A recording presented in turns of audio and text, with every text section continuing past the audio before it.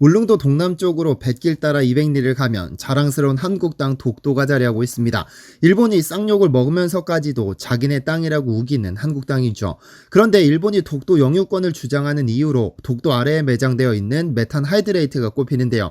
독도 아래 깊은 바다에는 차세대 청정 에너지로 불리는 메탄 하이드레이트가 6억 톤 매장되어 있는데, 이를 개발하면 향후 30년간 매년 10조 원 이상의 경제성이 있다고 하죠. 그런데 독도뿐 아니라 제주도 가까운 바다에서 사우디아라비아의 최대 10배 많은 천연가스가 매장되어 있다고 합니다.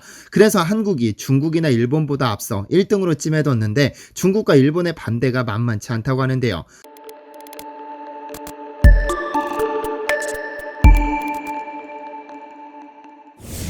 안녕하세요, 디스멘터리입니다.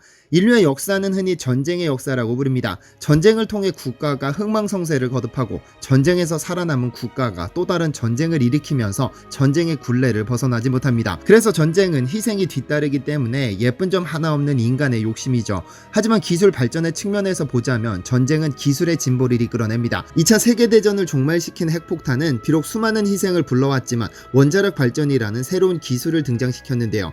그런데 인간이 전쟁을 일으키는 이유는 생명과 직결됩니다.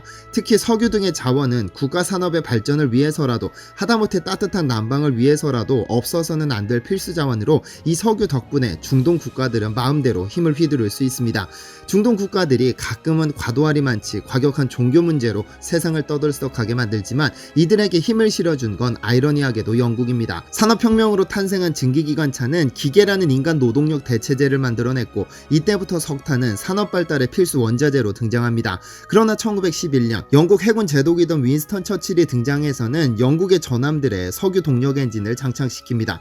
전세계 군사력 경쟁이 한창이던 당시, 처칠은 독일과의 경쟁에서 우위를 점하겠다는 것이었죠. 석유는 석탄보다 부피가 작을지 몰라도 열에너지가 높았던 관계로 전함의 속도를 높일 수 있었고, 이때부터 세계는 석유의 시대로 접어듭니다. 중동 국가들이 석유를 무기로 세계를 쥐고 흔드는 주역으로 등장하게 된 겁니다.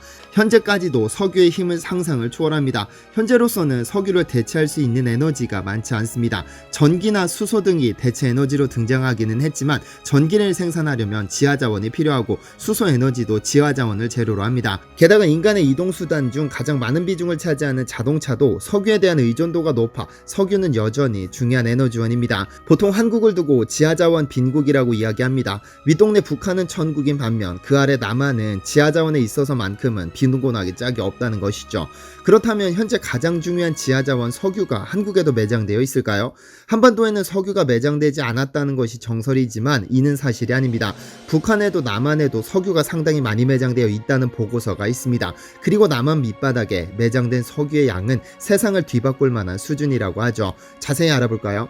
지난 2011년 하지먼 안성기 주연의 제7광구라는 영화가 개봉합니다. 한반도 남단 7광구의 망망대해에 떠있는 석유 시추선 이클립스호에서 벌어지는 심해 괴생명초와 대원들 간의 사투를 그린 SF 영화로, 국내 최초로 IMAX 3D로 컨버팅된 영화로 알려져 있습니다.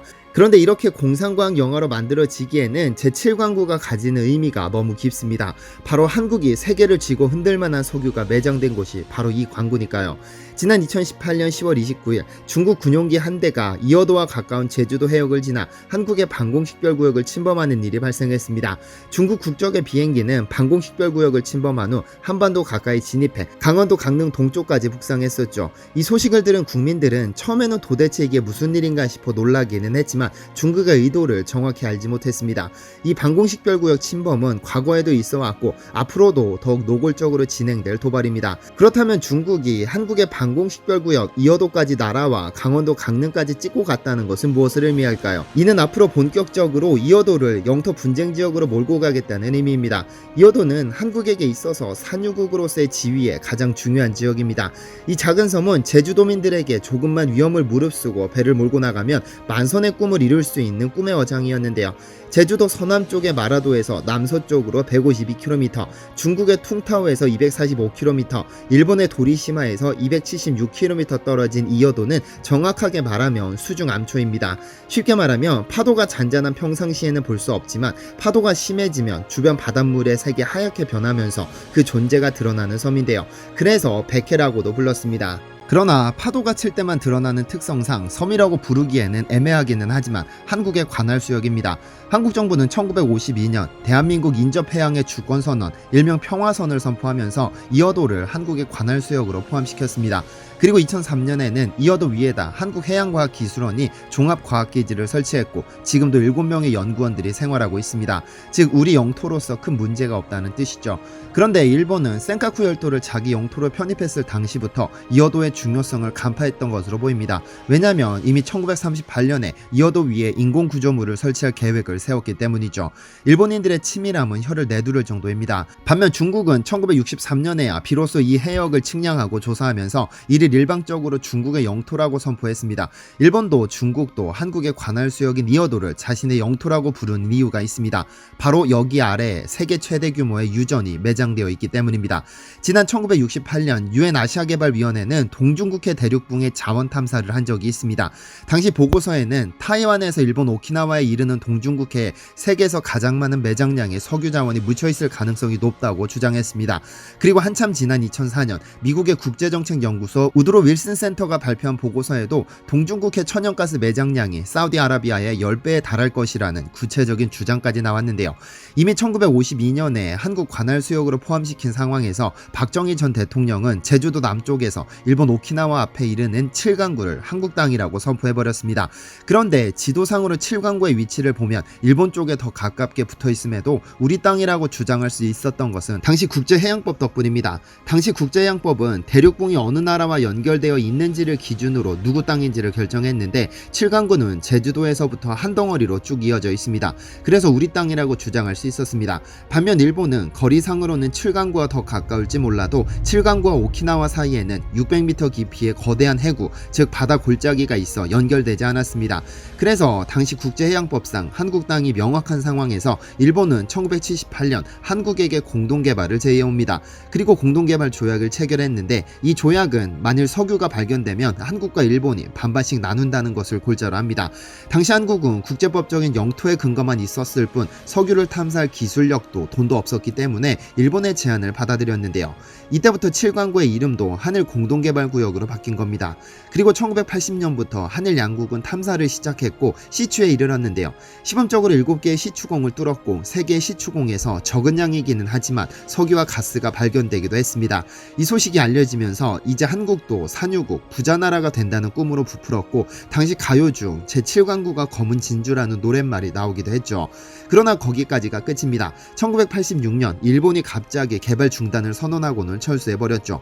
뜬금없는 일본의 철수에 당황한 한국은 단독으로 개발을 추진했지만 불가능했습니다. 왜냐하면 1978년에 체결한 조약상 탐사와 시추는 반드시 양국이 공동으로 수행해야 한다는 조항이 있었기 때문이죠. 한국이 단독으로 개발하려고 해도 일본이 안 하겠다고 물고 늘어지면 할 수 없는 조약이 체결된 겁니다. 이후 현재까지 30년이 넘는 시간 동안 시추는커녕 탐사도 한번 제대로 해보지 못하고 허송세월을 흘려보내고 말았는데요. 당시 일본이 개발 중단을 선언한 이유는 경제성이 없다는 것이었지만 여기에는 일본의 야비함이 숨어 있습니다. 1982년 유엔이 국제해양법을 개정하면서 200캐리 배타적 경제수역이라는 개념이 도입됩니다. 즉 대륙붕의 소유권을 어느 나라와 연결되었는지를 따지지 말고 그냥 중간선을 그어서 반반씩 나눠 갖자는 것이 골자입니다. 새로운 해양법에 따라 제7강구를 그어보면 95% 이상의 7강구가 일본 소유가 됩니다. 지도를 보면 일본이 욕심을 내는 것이 어쩌면 당연해 보입니다. 95% 가까운 강구가 일본 영토로 기속되니까요. 게다가 1978년에 체결한 한일조약은 50년 동안만 유효한 조약이기 때문에 2028년이면 종료되죠. 다시 말해 일본이 갑자기 공동개발을 취소해버린 것은 땅속에 매장된 석유는 어디로 도망가는 것도 아닌데 굳이 한국과 공동으로 개발해 반반씩 나눌 필요가 있느냐는 것이 진짜 이유입니다. 경제성의 문제가 아니었다는 것이죠. 이후 일본은 경제성이 부족하다는 이유로 7강구 개발을 원천적으로 봉쇄시켜버렸는데요. 일단 한일 조약에 따라 어느 일방이 반대한다면 개발할 수 없습니다. 1986년에 일본이 일방적으로 공동개발에 응하지 않으면서 7강구의 소유권이 일본으로 넘어갈 위기에 처하자 한국 정부는 지난 2020년 1월 한국이 독자적으로 개발하겠다고 일본 정부에 전달했습니다. 석유공사를 개발 사업자로 지정하고 일본 외무성의 통보 절차를 밟기 시작했죠. 조약 만료 8년을 앞두고 마지막 승부수를 띄운 것이고 아직까지 일본은 명확한 답변을 내놓지 않은 상태입니다. 1970년 박정희 대통령 시절부터 시작된 산유국의 꿈은 지난 2004년에 이루어졌습니다. 바로 울산 앞바다에 자리한 동해원가스전이죠. 이 가스전은 1998년 7월 탐사 시추에 성공한 대한민국 최초의 가스 유전으로 채굴 가능한 매장량은 LNG 기준 500만 톤으로 알려졌습니다. 2004년에 천연가스와 초경질 원유를 생산하면서 기름 한 방울 나지 않던 한국도 산유국의 대열에 합류하게 됐죠. 이 가스전에서 채굴한 가스와 원유는 해저배관으로 받아 수분을 빼는 등의 가공 과정을 거친 후 울산 일대의 가정과 기업체로 보내지는데요. 이 동해원 가스전은 대륙붕 탐사부터 개발, 생산까지 100% 독자적인 기술력으로 이루어낸 성과입니다. 비록 올해면 가스전이 고갈되어 소멸되고 말지만 이 성공 덕분에 제7광구가 더욱 아쉬워집니다. 이제야 비로소 기술력을 완벽히 갖추었는데 세계 최대 규모의 가스전을 한국 영토로 설정해 두고도 개발할 수 없는 상황이니까요. 한국이 일본과의 제7광구 줄다리기에서 승리하려면 어떤 전략이 필요할지 기민하게 고심해야 할 상황인 듯 합니다. 시청해주셔서 감사합니다.